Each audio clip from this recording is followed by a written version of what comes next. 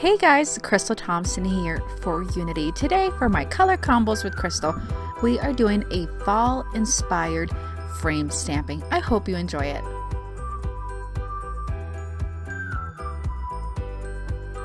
For this fall inspired embossed stamping, we're going to be using the butterfly from the Special Wishes stamp set along with the tiny little stamps from In My Garden stamp set, along with gold embossing powder, gold embossing pad. So let's get started. We are going to create a frame from a die cut. You can use a circle, you can use any shape you like.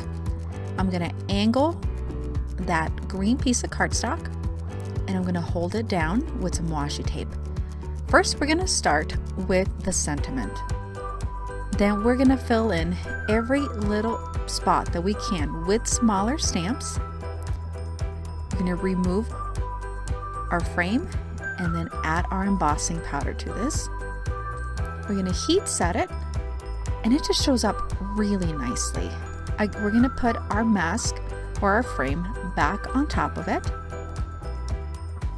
And we're going to be using some gold splatters just to really show off that rectangle shape on our cardstock.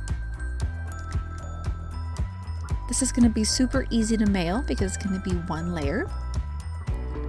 Now we're going to be using some jewels. These are kind of gold, kind of black, and it's just going to really show off that frame.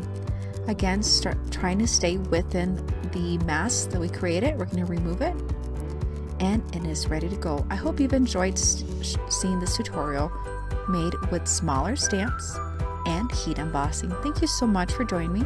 Please give the video a thumbs up so YouTube know you enjoy these kinds of videos, and subscribe to the YouTube channel if you haven't yet. Thank you so much. Have an awesome day.